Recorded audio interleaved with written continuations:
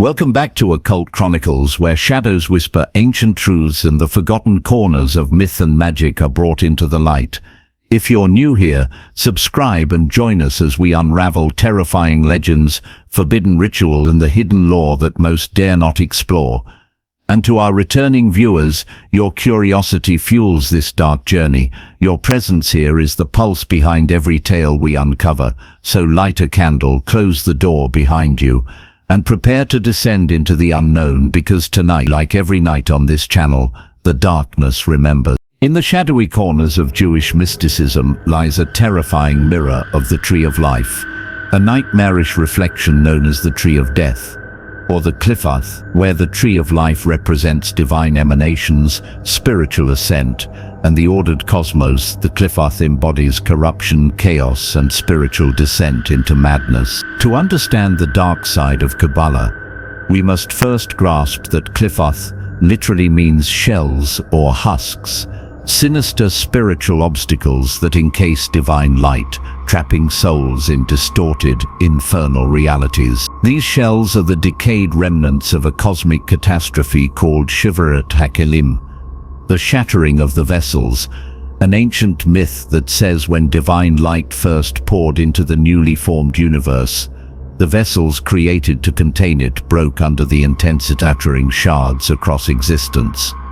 From these shards, the Qliphoth were born, forming a shadow world parallel to our own, a dark system of spheres where each corrupted sephira becomes a gateway to spiritual ruin, rather than enlightenment. This Tree of Death is presided over by monstrous, demonic forces, grotesque parodies of the angels and emanations of the Tree of Life. Each sphere, or Qliphoth, is ruled by terrifying archdemons and inhabited by legions of fallen spirits, acting as malignant guardians and corruptors of souls daring to explore these forbidden realms. At the base of this dark tree lies Lilith, the queen of the Qliphoth, often called the first wife of Adam, who rebelled against divine order and became the mother of demons. Beside her is Samael, the venomous angel of death and destruction, her consort and counterpart. Together they rule over realms of illusion, seduction, and annihilation, seeking to pull the unwary into endless spiritual decay. Each sphere within the Qliphoth is a perverse inversion of the Sephiroth, where the sphere of Jade on the Tree of Life embodies loving kindness, its dark mirror. Qliphoth perverts generosity into parasitic exploitation, where Gavara is the noble principle of strength and justice. Its Qliphothic counterpart, Golakab, burns with blind cruelty and violence. Ascending, or more accurately descending, through the Tree of Death involves confronting these horrific aspects of existence, an ordeal that risks madness or spiritual obliteration. In esoteric traditions, daring magicians have sometimes sought to traverse the Qliphoth deliberately, believing that facing and integrating their personal demons can lead to greater enlightenment, but the dangers are immense. The Qliphoth are not mere symbols, they are living realities, energetic fields of nightmare that seek to consume or corrupt the human soul. Their influence leaks into our world in subtle ways, through unchecked greed, obsessive lust, senseless cruelty, and the overwhelming despair that can drag an individual into existential darkness. Many occultists have warned that the Qliphoth embody not only personal shadows, but collective horrors, the engines behind wars, plagues, mass psychosis, and civilizational collapse. Yet despite their horrors, or perhaps because of them, the Qliphoth have fascinated mystics, magicians, and occult philosophers for centuries. Some view them not simply as malevolent, but as necessary agents of balance, for without the challenge of darkness, the journey toward light would be meaningless. In some schools of thought, the Qliphoth represent the left-hand path, the rebellious road of seeking godhood by embracing and mastering the shadows within, rather than submitting to the imposed order of the divine. Kabbalists such as Isaac Luria hinted that redemption involves not only gathering the sparks of divine light scattered during the cosmic shattering, but also confronting and transforming the darkness itself, liberating the trapped holy essence within the shell. The Qliphoth are often described using horrifying metaphors, festering carcasses, blackened shells,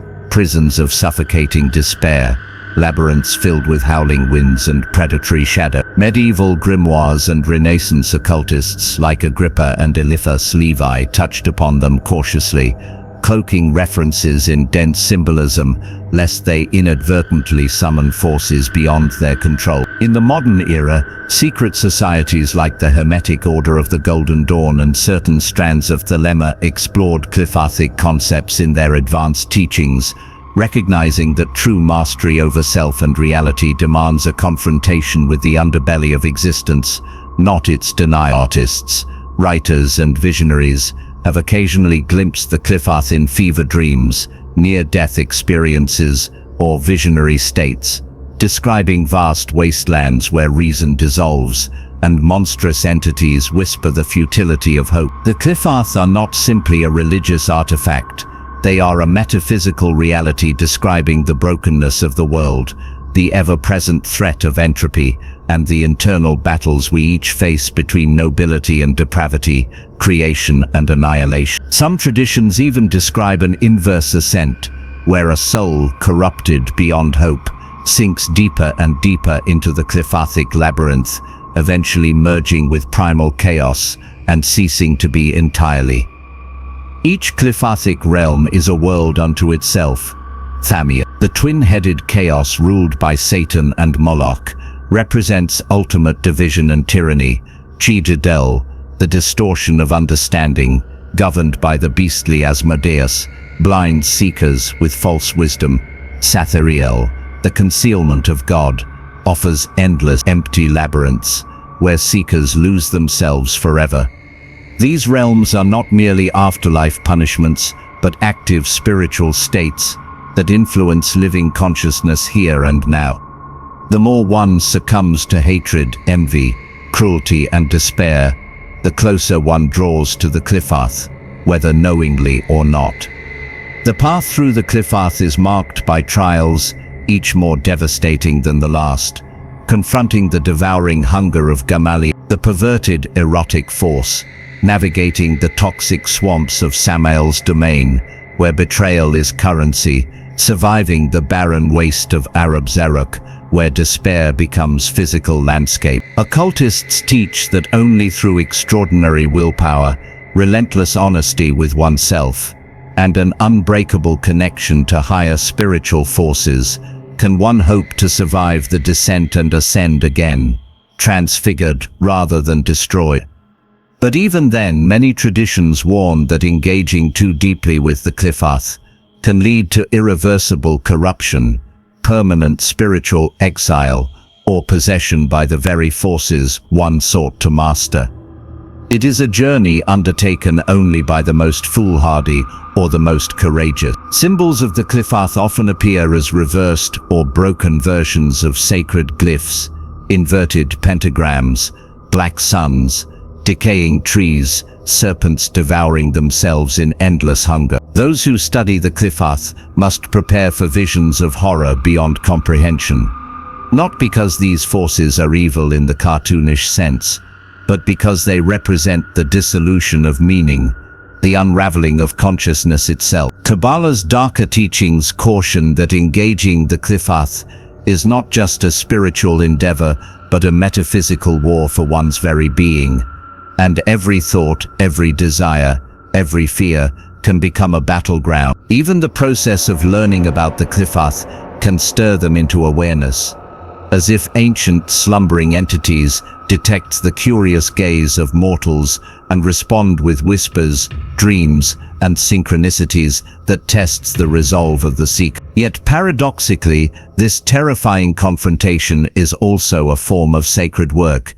Facing the Qliphoth is, in a way, facing the fractured, wounded aspects of the divine itself, the pieces that have fallen into exile and yearn, however malignantly, for reintegration. In this view, the magician or mystic becomes a healer not only of themselves, but of the cosmos, gathering the sparks hidden in the darkest prisons and bringing them back into the light. Thus, the Qliphoth, for all their terror, hold the potential for profound redemption, but only for those willing to pay the price in suffering, courage, and an unwavering commitment to truth. As we conclude, remember that the Tree of Death is not merely an artifact of ancient mysticism, but a living map of the human condition, a terrifying reminder that light cannot exist without shadow, and that the journey toward spiritual wholeness demands a descent into the underworld of the soul. Whether you view the Qliphoth as literal hells,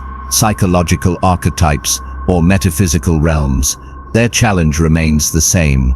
Dare to face the darkness within and without, or be ruled by it unseen. The Tree of Death stands in the shadows of every heart, whispering that true power lies not in denial, but in courageous confrontation, in the alchemy of transforming horror into wisdom, suffering into compassion, and death into new life.